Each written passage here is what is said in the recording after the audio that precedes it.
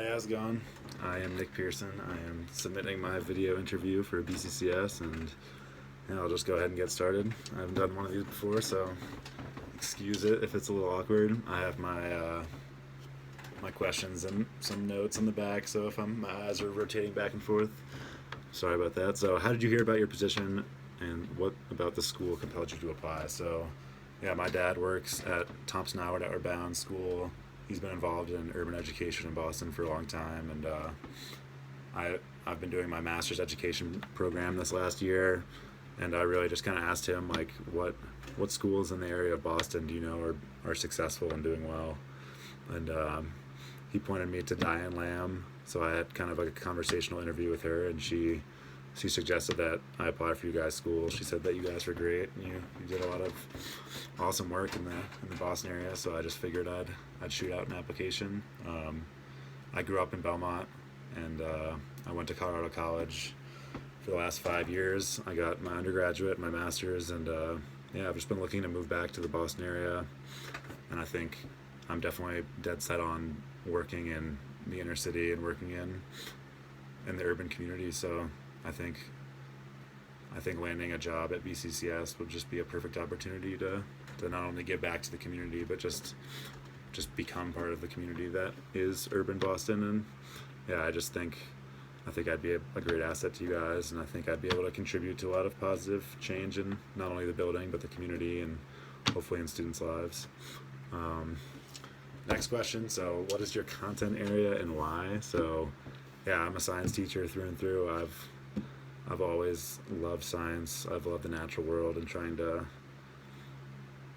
figure out and explain how things function, how things operate. I've just always been drawn towards trying to solve problems and understand and explain why things take place. So just naturally, I think I've always been drawn to not only scientific content, but just the scientific process, and just the way that if you're scientifically literate, then you just think about the world in a different way, and you put logic to arguments, and you can just, yeah, it's just the positive benefits of having a scientific mind on your life are countless. So I think ultimately, yeah, I've always just been someone who loves science, and yeah, I think unfortunately in our society today, a lot of people don't operate at a high level of scientific understanding. So I mean, that's definitely one of the main reasons I want to be a science teacher, is just a lot of people and students just don't get exposed to good science teaching, and they don't get exposed to how wonderful science can actually be. So that's one of the things I definitely would say is my content passion. And then kind of evolving from that, kind of in this last 2 years of my life, my content, like, other than that, I've really thought that like my content passion has kind of morphed into, as opposed to science, like these last 2 years I've really been focusing on how kids learn. So in a lot of my undergraduate education courses and my master's course, kind of just looking at like pedagogies, epistemologies, and sort of like how instruction benefits students, and just, yeah, I think like educational psychology, and just learning about research based instruction and things that it's like implementing science in the field of education. And I think just naturally I was kind of drawn to that, like learning about how schools operate, what's the best thing for students scientifically and research proven. So I think naturally my like love of science fed into this education, because now I'm definitely just, in the same way that I'm interested in how the seasons operate, I think I'm interested in how inequalities are perpetuated through schools, or how your disposition as a teacher can influence your students' academic outcomes. So yeah, I think my content area is always going to be science, but it's definitely morphed into the field of education. And I'm obviously not going to be teaching education at high school, but I'm always interested in how teachers can perform better, and how students can learn better, and how those two things are related. Yeah, moving on to question 3. So how do you build relationships with students? Yeah, I think you build a relationship with students in a variety of different ways every day, in the classroom and out of the classroom. I think one of the most effective mechanisms towards building genuine relationships is sort of, I mean, it sounds corny, but really just dedicating yourself towards your students and your learning. So I think students are extremely aware of like their teacher's disposition towards them and being a teacher. And I ultimately it just comes down to like if your students feel like your teacher cares about them, then they care about that teacher and they care about that class and they care about learning. So I think for me, one of the biggest ways to build relationships is just being true to the profession and dedicating myself to the students. Because I think if they know that I'm working hard so that they can succeed, then naturally they're more inclined to want to build a relationship with me. And I hope that makes sense, but it's just, yeah, I think it's more of a matter of just being true, being dedicated and passionate about the content, your instruction, lesson planning. Like students can tell if you didn't put the time into lesson plan, and they're not going to respect someone who doesn't respect them. So I think ultimately building a genuine relationship starts with just caring about your students. And it's not like you can say anything to do that. Like you have to show them every day through your actions. So it's not like you're going to build a genuine relationship with a student overnight. It's more of like an overtime thing. You have to kind of earn their respect. And yeah, I mean, the classroom, the way I view it, like the classroom is all of ours. So I definitely don't want to disenfranchise students or make them feel like we're not connected. So whatever I can do to build relationships with students, that's kind of a prerequisite for good teaching. So I definitely understand that if you don't have a good relationship with a student, there's a high probability that they'll do poorly in your class. So I think one of my biggest assets as being a young teacher is just being able to build relationships with young kids, like having things in common with them, kind of growing up in a similar era. So yeah, I think building relationships with students is the profession of teaching. I think all the content and stuff comes after that, but it's really about being someone that your students want to be around or look up towards or even just listen to. And then other than that, yeah, just being a respectful member of the learning community. The way I view it, like I'm not above the students in any way. We're at an even playing field, and I think if you just demonstrate respect to your students every day, like that stuff goes a long way. You know, if you're inconsistent in your behavioral management and stuff like that, like students pick up on that and they don't respect that. So I think ultimately, yeah, students want to be around teachers who treat them fairly, like equitably, and then also they want to be around teachers who like outwardly are inviting and want to learn about them. So just sitting at the front of the class and letting kids come in and out isn't enough. Like, you know, you got to learn about their interests and try to tie that into the classroom, because ultimately you want to make your content as culturally responsive as you can. So without getting to know your students or building relationships with them, there's just no way you could ever do that. And yeah, it's just, I think it all comes down towards just putting in effort. Like you're not gonna build relationships with students just breezing through the day and trying to get home. Like you really gotta put effort into your lesson planning. You gotta show your students that you're consistent in your management of the classroom. And then you also just have to provide them a safe space that they feel like they're respected. They feel like they can say what they need to say. They don't feel fear or anything like that. So I think ultimately, yeah, building relationships with students there's not one way to do it. And you're not going to build a perfect relationship with every student in your class, but you really just have to strive to. And the way you build relationships will be different with each student, but ultimately it just comes down to putting in the effort. Like, if you want to build those relationships, you gotta be the one to initiate that. You can't wait for the students to do it for you. And then, so yeah, talking about the school, socioeconomic, racial, and ethnic diversity. Yeah, as far as being in an anti-racist culture, I mean, race has played an enormous role in my life. Being a white male from the U.S., I'm one of the most advantaged and privileged groups of people in history right now, and that's ever existed. So to not acknowledge that race plays a role in my life would be disrespectful to a lot of people. Yeah, I mean, one of the big emphases at Colorado College is kind of understanding our identity, taking a deeper look into how our identity would impact our students. And I think one of the best parts, but also one of the most challenging parts of the program was just kind of unpacking whiteness and the privilege that comes with being a white person in the U.S. today. And yeah, I think, I mean, it was a difficult thing to do, but I think it was a necessity in maturing and becoming an adult and being a respectful person in the 21st century is just, yeah, it's you just can't deny how race plays a role in the outcomes of people in our society today, considering how racialized our society is. I mean, countless amounts of institutions, the education system being one of the forefront of that. I mean, they perpetuate white culture and kind of a system of white supremacy that extends far back historically into our history. So yeah, I think, like, as an affluent white male,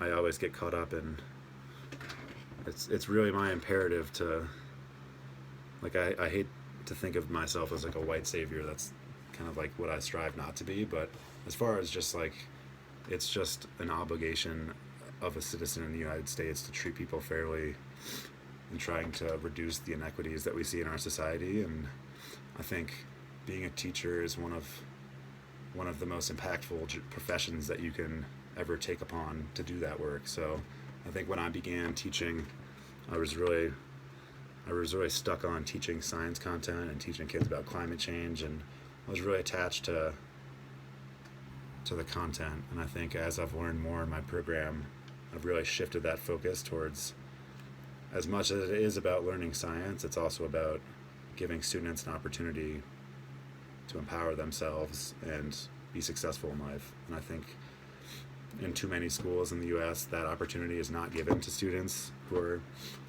of color. And yeah, I mean, I grew up in a school that was mostly white, and yeah, I mean, the advantages that I was given as a child and am still given by being a white male are just countless. So I think, I mean, race has played a large role in my life today, and I hope that, like, in the coming years of my life, I can be a piece or a contributor to dismantling systemic racism or inequalities that exist in our society.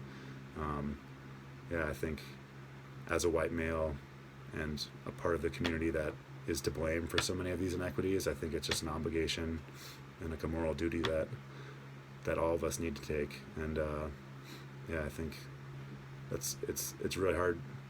I think as a white person, there's this hidden culture, and you really just don't talk about these things a lot. So I'm definitely still learning myself on how to express myself confidently and with conviction on some of these things. But yeah, no, I'm still developing my opinions, and I'm still trying to be more sensitive to certain things. But yeah, I think race has played an enormous role in my life, and it plays an enormous role in the lives of every student that goes through our education system in the U.S. So yeah, that's an extremely important topic to me, and that's part of the reason why I do want to work in a racially, socioeconomically, and ethnically diverse place, because yeah, that's just it's a great community to be a part of. And I think, unfortunately, there's not as much emphasis placed on trying to integrate and trying to understand the other viewpoint and really just be a, I don't know, it's hard to, but it's just, yeah, being a good person. It's what it comes down to. Understanding, it's not like, yeah, I think one of the things that I always got stuck on was like, it's not like people are blaming me specifically, or it's like every time there's like yeah, sorry, I'm just trying to explain myself. So yeah, like I feel like a lot of people believe that they're being like white people believe they're being blamed for all these problems, when it's not a blaming, it's more of just educating white people on the problems that exist in our society that we're advantaged enough to not have to witness or experience in our lives. And that's a really hard thing to do. And I think it takes a lot of reflection and reading and thought to do that. And unfortunately, a lot of white people in our country don't have that opportunity. And that's not me saying that I'm a transformed man or I have like an enlightened position on this stuff, but I think being reflective about it and thinking about it is just, there's not much space for that in our society, or at least in white culture. So yeah, being white has played a large role in my life today. moving on. So what is the most difficult piece of feedback you've ever received? Why was it hard, and what did you do after you received it? So, yeah, I mean, one of the worst things that's ever happened to me basically when I was a freshman at CC. So CC is on a block plan, so instead of taking a course for 4 or 5 months over a semester, I take one course for 3.5 weeks, and then I switch courses. So, like, historically, science at Colorado College is really hard because you immerse yourself in a science program for 3.5 weeks, and you do what you would do in a semester at another school. So oftentimes you have class in the morning, lab at night, and then like a study session and or a problem set that you do with your class as well. So it ends up being a big commitment. And during my freshman year, I was taking one of my first science classes at CC, and I was taking a chemistry course. And yeah, I was really struggling with the work. Like, I couldn't manage my time as well as I wanted to. I felt like I was putting in so much work and just wasn't getting any results from it. I was consistently asking my classmates for help, going to the QRC, which is a quantitative reasoning center, which is like a help center that helps you do your homework on campus.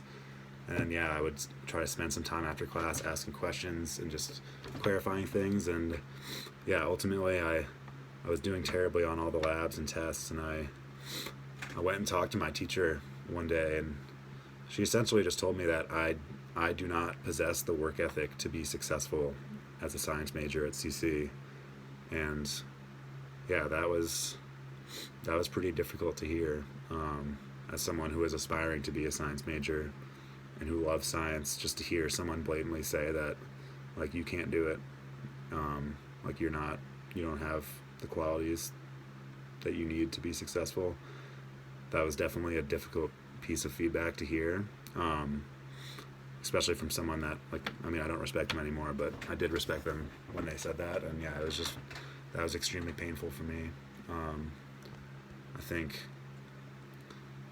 yeah, that definitely, I just thought about that for a couple days, and I mean, I still remember that distinctly. But yeah, it's hard to hear someone tell you that you're not good enough to do something. And yeah, I mean, I obviously didn't listen to that feedback. I dropped out of the class. I took chemistry with a different teacher another year, did totally fine in it. And yeah, I think what I learned from that piece of feedback is that obviously you want to be reflective and learn from those around you, but some people, they don't want to see you succeed, and if you don't take advantage of what you can do, then you'll just do what they say. So I think it was hard for me to hear that, but ultimately it made me want to work harder. Like, I did have some time management issues, and that was, like, part of it was very true, and I think it made me realize that I needed to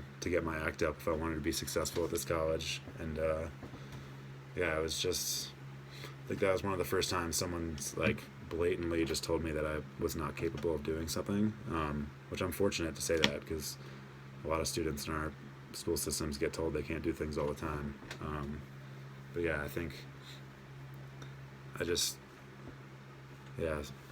know if that's like a great example of like bad feedback or difficult piece of feedback, but yeah, that was just really difficult for me to internalize, like I actually might not have the work ethic to succeed here. And it definitely took a lot of kind of reflection to change the way I was living and acting at school, and ultimately I did get my act together and was successful at CC and graduated. But I think that piece of feedback it kind of lit a fire under me. Like, it made me want to prove her wrong. And yeah, I mean, I didn't do anything, but I would have loved to walk by her office with my diploma after all of that was said and done, but I didn't do that. But yeah, that was a really difficult piece of feedback.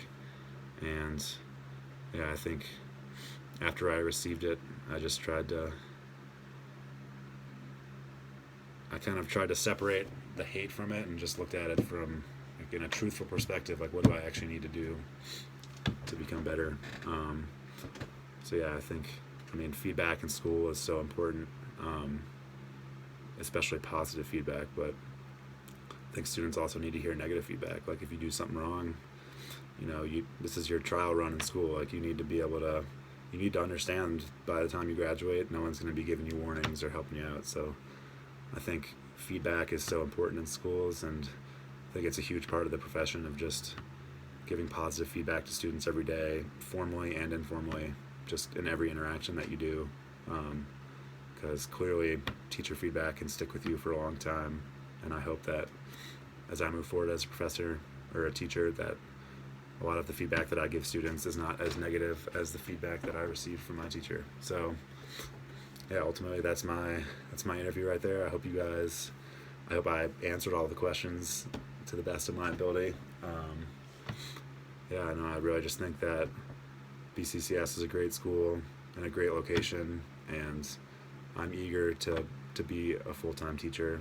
I want to learn how to teach, and I want to positively impact the lives of our youth in Boston. So ultimately, it's your guys' decision whether you hire me, but I think I would be a great addition to your guys' team, and I really hope you guys consider me. So thank you for viewing my video, and I hope we speak soon.